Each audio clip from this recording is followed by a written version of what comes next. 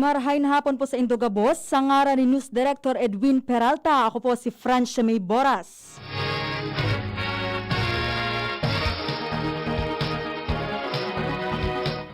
Kaibahanan mga report hala dyan sa luwas kan Megaforce Patrol. Sa detalyes kan mga bareta,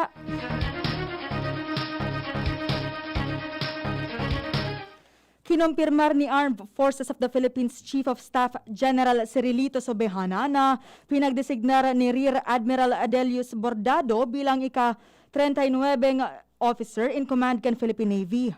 Katakod ini ka nakalinyadang pagretero sa serbisyo ni outgoing Philippine Navy Chief Vice Admiral Giovanni Carlo Bacordo ngunin aldaw.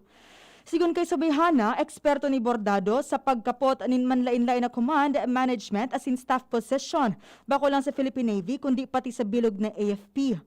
Kumpiyansa si Sobejana, nakakayahan as in karanasan ni Bordado na makakatabang ini sa Philippine Navy, partikular na sa modernization program.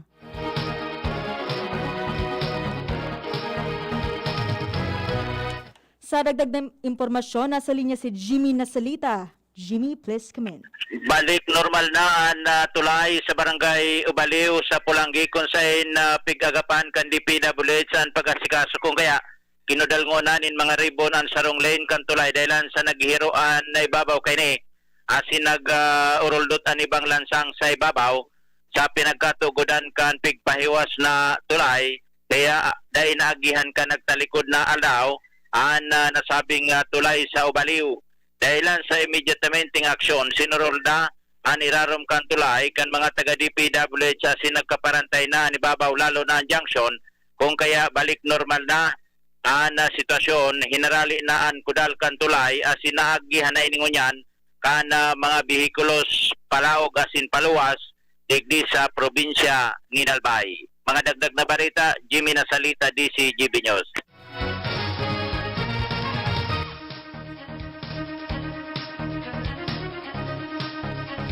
Ipagpapadagos kan Anti-Red Authority o ARTA ang pagkukondukta ng sorpresong inspeksyon sa mga local government units as in national government agencies.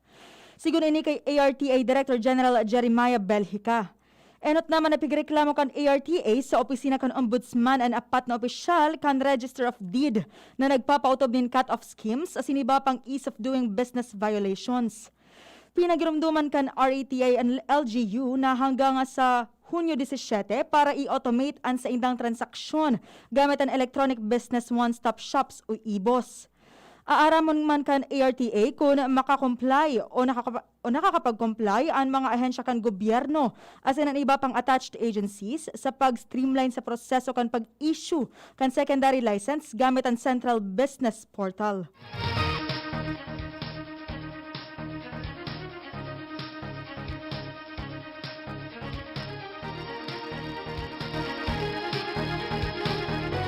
Tinauan ng direktiba ni Philippine National Police Chief Guillermo Eleazar ang sa iyang mga personahes na maging alerto sa posibleng pag-atake giraray kanu People's Army katakod ka nangyari sa Bicol Region as in Quezon. Sinabi ni Eleazar, tulong magkakasimblag na pag-atake sa Masbate City, Legazpi City as in Buena Vista sa Quezon. Kumpiyansa si Eleazar na dahil sa pangyayari, mas papakusugon pa kan mga pamayokan pulisyaan monitoring as in intelligence gathering kontra sa mga makakomunistang grupo. Ang mga aktibidad na ini nagpapahiling na nagpapamati ang mga NPA na an sa indang grupo mantinidong makusog sa ibong kan pagsuko kan mga miyembro asin taga-suporta kan NPA. Pinag-aktibar naman ang defense plan kan kada estasyon kan pulis, partikular na sa mga lugar na pagsususpetsaran presyente pa man girare en presensya kan CPP, NPA, NDF.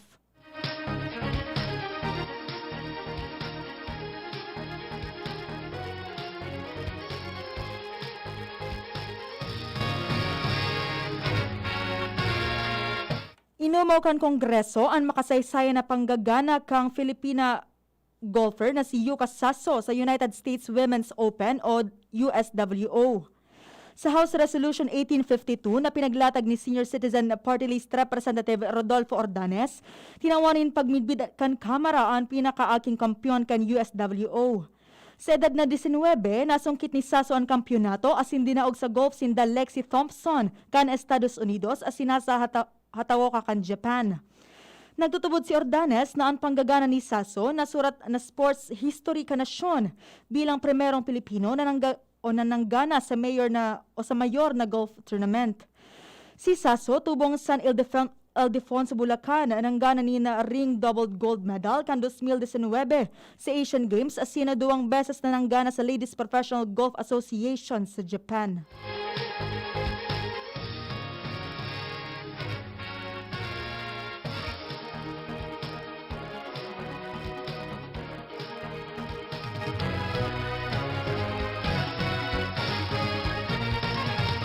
Naglalaom si Vaccine Czar Carlito Galvez Jr. na mapapuunan kan gobyerno ang pagbabakuna sa general public bago ang ika-4 na kwarter kan 2021.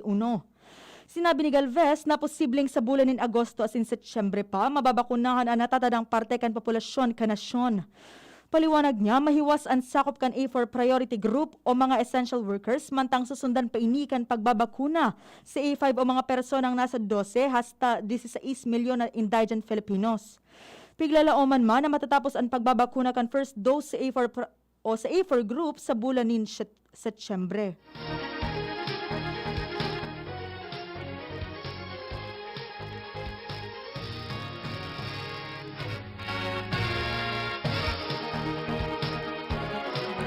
Nag-apelar si Committee on Health Chairman Senador Christopher Bongo sa publiko na tapuson asin magpatudok ang ikadawang dose kan COVID-19 vaccine. Paliwanag ni Go, ini para masiguro ang proteksyon laban sa severe COVID-19 case. Katakod kay ini, tinawan nindoon ni Go na mas lalong pakusugon ang information campaign para mas lalong mapalangkaw ang kumpiyansa kana mamanuan sa COVID-19 vaccine asin masabutan ang importansya na tapuson ang 2 dose kan bakuna. Maugma man ay binarata ni Go na dakol ang maabot na COVID-19 vaccine sa nasyon kaya pinagirumduman mga LGU na dai ini mahaloy sa indang storage facility kundi mas pakaskason ang sistema sa pagbabakuna tanganing madaling maabot ang herd immunity kontra sa virus.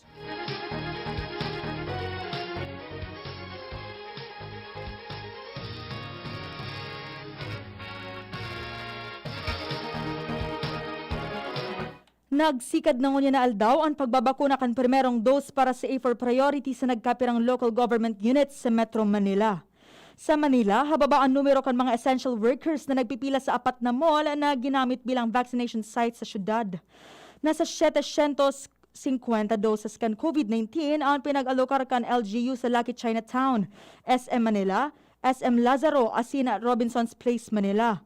Nasa 3,000 na economic frontliners ang inisyal na numero na target nindang mabakunahan sa PhilOil Flying 5 Arena sa Green Hills Theater Mall sa San Juan City.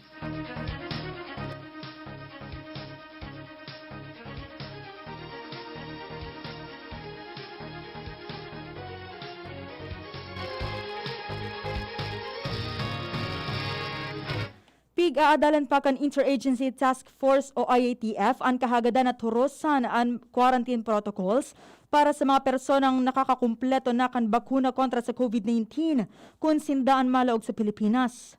Sigun kay Health Secretary Francisco Duque III, isa sa pinalpakan IATF, katuwang ang Department of Information and Communications Technology ang pagbilog kan mga mekanismo para ma-validate ang estado kan nabakunahan na hali sa ibang nasyon. Sinabi ni NTF Against COVID-19 Chief Implementer Carlito Galvez Jr. na kaigwasindan in resolusyon sa pagtoros kan quarantine requirements para sa mga personang maluwas sa nasyon na nakakumpleto na kan bakuna sa Pilipinas. Nagkapirang nasyon naman ang nagturos kan sa indang protocols para sa mga fully vaccinated individuals aro kan Estados Unidos, United Kingdom, Seychelles, Asina, Israel.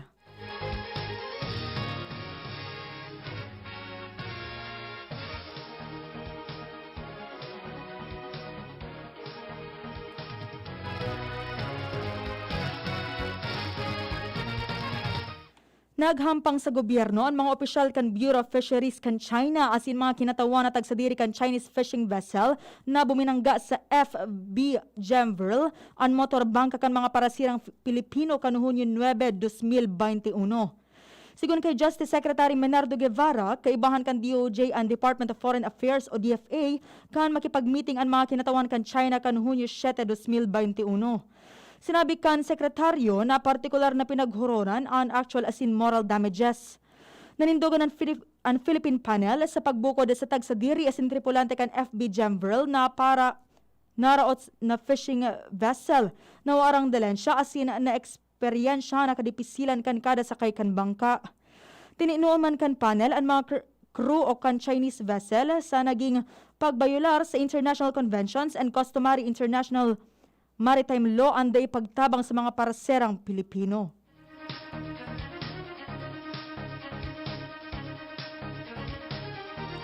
Ani ba pang detalles kan mga bareta pagkatapos na kan mga patalastas. Enjoy 1050 pack, sagkot kinsena swak. Weh, sobra gabi ko'y pakno. Ang sikreto, dikit 25 turo sa sarong grupong hugason swak. Dikit na tubig bukagon asin pasapuhon. Sobrang sabon, sobrang sa epekto. Dikit 25 turo sa sarong grupong hugason swak. Enjoy 1050 pack, sagkot kinsena swak. Enjoy 1050 pack, sagkot kinsena swak. 15-day mileage claim is based on quantitative consumer usage test. Joy Kinsenas Pack, only 1050 SRP. Pandesal! Ito naman ang tunog ng may diskarte. Pandesal! Yan ang legit Gin Kapitan. May tamang lasa't hagod sa presyong kayang-kaya. Gin Kapitan. Kayang-kaya! Drink responsibly. Basta't sama-sama sa diskarte, kayang-kaya. Gin Kapitan. Kayang-kaya. May bago! Ang biggest ever Bear Brand 2.4 kilogram pack! Biggest to na Bear Brand, biggest to 120 pesos savings. Sa bagong Bear Brand 2.4 kilogram pack, up to 120 pesos ang savings versus suggested retail price of Bear Brand 320 gram pack. Biggest sulit doon ay Biggest to na Bear Brand, biggest to 120 pesos savings. bagong Bear Brand 2.4 kilogram pack. Biggest savings up to 120 pesos versus suggested retail price of Bear Brand 320 gram pack. Tibay araw-araw! Tibay refers to vitamin C, more iron, and zinc with 3 balanced meals a day. This product is not suitable for infant feeding and is not a breast milk substitute. Sa buhay ngayon, gets namin na kailangan madiskarte para buhayin ang pamilya. Kaya you should take care of your health. Gets ka na ng Wilkins Pure. Sure na pure quality water na may global purification standards. Dahil deserve mo ang good health, mag-Wilkins Pure. You are worth a Wilkins. A product of the Coca-Cola Company. Drink Wilkins Pure. Pure quality water for 11 pesos SRP.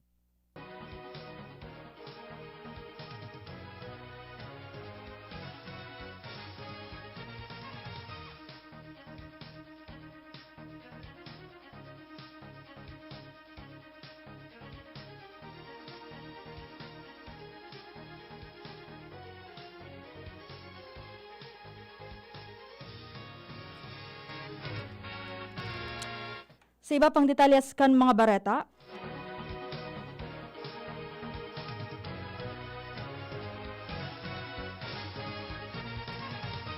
uminabot na sa 8 million doses nin COVID-19 vaccine ang naresibikan Pilipinas pagpuon kan pagsikad kan pagbabakuna kan Marso 1 sa mga personang kaibahan sa priority list kan gobyerno.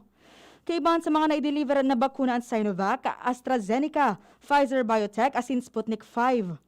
Basado sa indang datos kan Hunyo 6 taon 2021, may total ng 1,544,322 na persona ang nabakunahan kontra sa nasabing virus. Nasa 1,276,004 ang nairehistrong kaso ng COVID-19 sa nasyon na may 1,195,181 ang nakirecover asina 21,969 ang nagadan. Sa dagdag na impormasyon, nasa linya si Luwens Barcena. Luwens, please come in. Papakusugon asin papaiwason ngunyan kan Philippine National Police o PNP Region 5 ang mga pagkondusir nin checkpoints sa bilog na Rehiyon 5. Inan ni pinagunabitan sa DCGP News ni PNP Region 5 spokesperson Police Major Malu Cabrador Calubakid na inian bunatasang pahayag ni Police Brigadier General Jonel Estomo makalihis na mangyari ang siring na sitwasyon na may mga pagpapasabog ng pinagigipuan mga kalaban kang gobyernong pinag-aapod nindang Communist Terrorist Groups o CTGs. Tangani na mabantayan ang pasiorden. Susugman kay Calubakid, mas lalo sinda magiging masigasig.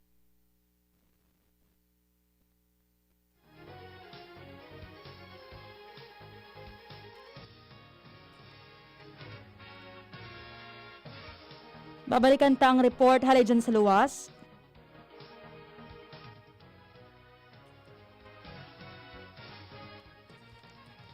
Nagpahayag nin suporta ang Department of Interior and Local Government sa kahagadan kan lokal na gobyerno na iprioridad ang pagbabakuna sa mga A4 na may edad 45 sagod 59 anyos sa ibong kanlimitadong supply nin bakuna sa nasyon.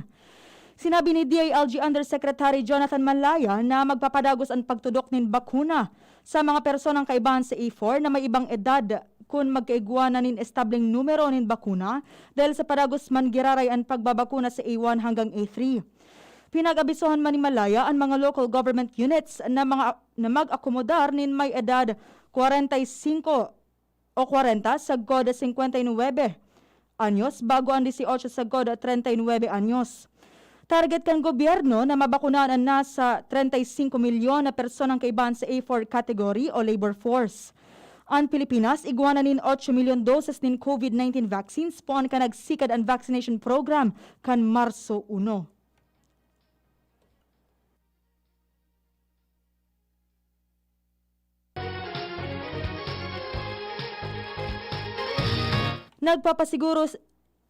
Pagpapasiguro ni Deputy Speaker asin bagong henerasyon Party List Representative Bernadette Herrera sa mga ahensya de gobyerno asin mga lokal na gobyerno na ligtas ang mga tao sa mga evacuation centers ngunya na tag-uran na sa nasyon. Sigun kay Herrera, dako lang agyat ngunya na pandemya ang kaligtasan asin pagsunod sa mga health and safety protocol sa mga evacuation centers.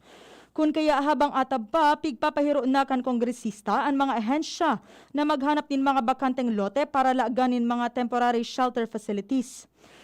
Sinugo man ang mga LGU na magkondukta nin pagrilinig sa mga salog, estero asin iba pang waterways na nagiging kausa kan makaskas na paglangkaw kan baha.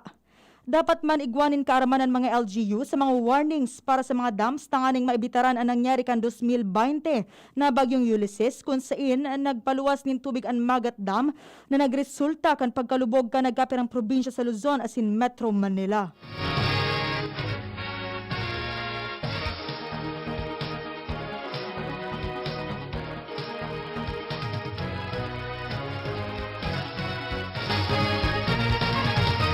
Mas mahigpit na travel restrictions ang ipapautob sa probinsya kan Guimaras para malabanan ang pagdakol kan mga nagpopositibo sa COVID-19.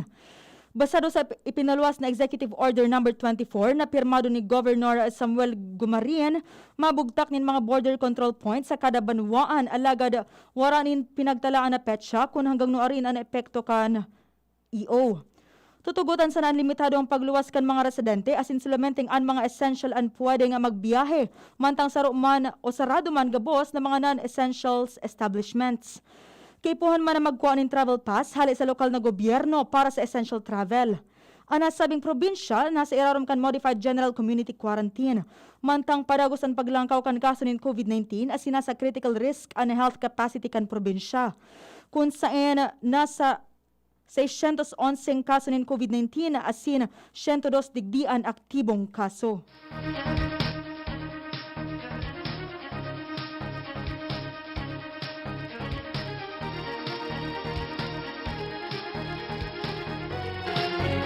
Nag-apilar nin tabang ang mga residentes kan Barangay Holy Spirit matapos na masuloan sa indang mga residensya kan Lunes.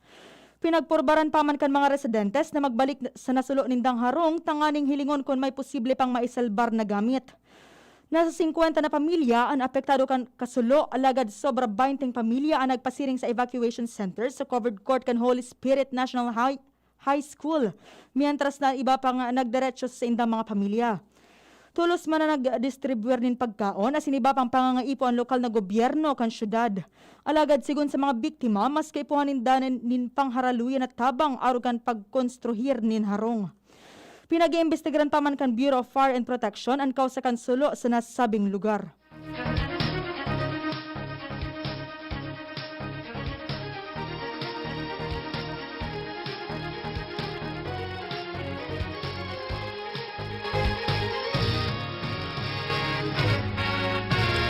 Uminabot na sa 8.7% ang nai-record na unemployment rate sa Pilipinas para sa bulan kan Abril ngunya na taon. Iniya nagluwas na datos hali sa Philippine Statistics Authority kung saan katumbas ini kan 4.14 milyon na Pilipino na wala nin trabaho sa tao kan krisis dahil sa pandemya.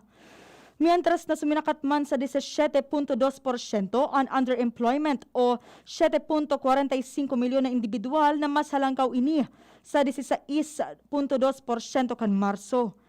Magigiromdoman na kaparehong panahon pigpautob kan gobyerno ang Enhanced Community Quarantine o ECQ sa NCR bubble dahil sa pagitaas kan kaso ng COVID-19. Nagtutubod man ang nagkapirang ekonomista kan Asian Development Bank na posibleng mantenidong halangkaw ang unemployment sa nasyon dahil sa epekto kan pandemya sa COVID-19 sa satuyang ekonomiya.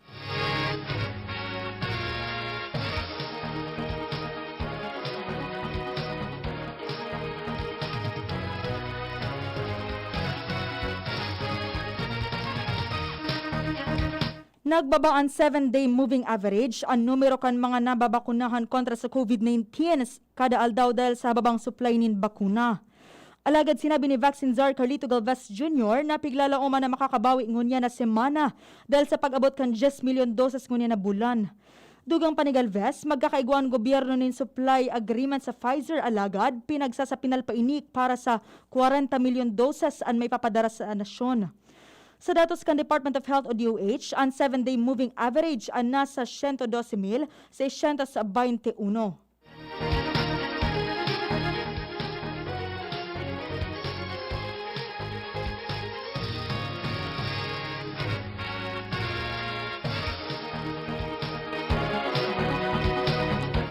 Ang mga personang may edad 16 sagko 17 anyos na may comorbidity o kamatayan ang pinagtutugutan ng mabakunahan kontra sa COVID-19. Sigun kay Department of Health Undersecretary Maria Rosario Vergere, kaipuan sa nang magpresentar nin clearance hali sa saindang doktor. Sinabi ni Vaccine Czar Carlito Galvez, ang Pilipinas kaipuan nin sobra 60 milyon doses nin COVID-19 na vaccines, tanganing maisabay ang mga kaakian sa pagbabakuna.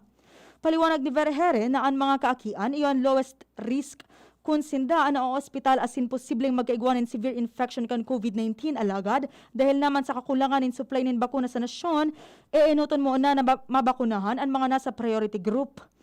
Target ka nasyon na mabakunahan ang nasa 500,000 katawo kada adlaw sa Metro Manila asin 8 economic areas tanganing ma-realisar ang herd immunity sa Nobyembre 27, 2021. Basado sa saindang datos kan Hunyo 6, 2021, sobra 1.5 milyon ang nakakakumpleto na kan bakuna.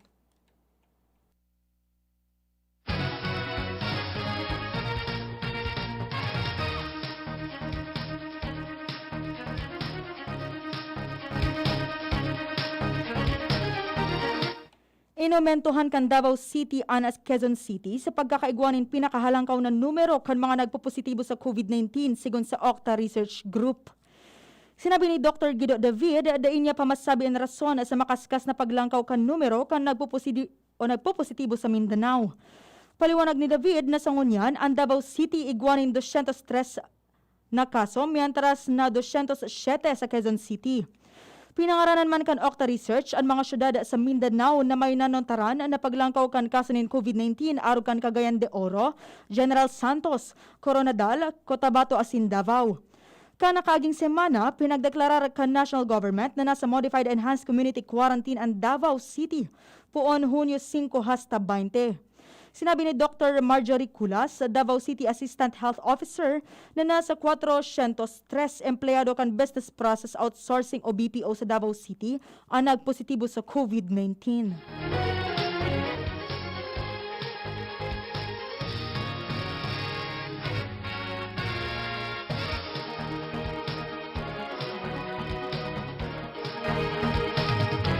Yan po ang mga baretang ngunyan para sa aga digdi sa Radyo DZGB. Sa ngaran ni News Director Edwin Peralta, ako po si Francia May Boras, nagsasabing mabalos po sa saindong pag-antabay. Mag-spaghetti tayo, Enreal ang pasta ko, Enreal.